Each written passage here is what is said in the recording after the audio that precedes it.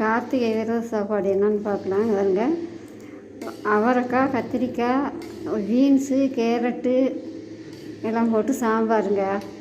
சுட சுட ரசம் பாருங்க. உருளைக்கிழங்கு வறுவல் வறுத்து வச்சுருக்கேன். அதுக்கடுத்து பாருங்கள், பூசணிக்காய், பரங்கிக்காயின்னு சொல்லுவோம்ல, அந்த காய் அரசாணிக்காயின்னு சொல்கிறாங்க. ஆனால் இப்போ பூசணிக்காயின்னு தான் நாங்கள் சொல்லுவோம். நாங்கள் அப்பளம் வறுத்து வச்சுருக்கேன். சாப்பாடு வச்சாச்சுங்க.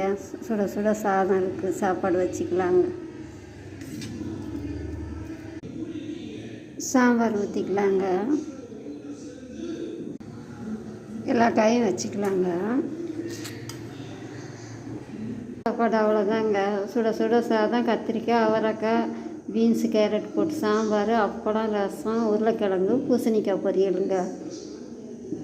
யாரெல்லாம் நீங்கள் விரதத்துக்கு என்ன சாப்பாடு செஞ்சீங்கன்னு கமெண்டில் சொல்லுங்கள். இன்றைக்கி பாயாசம்லாம் வைக்கல.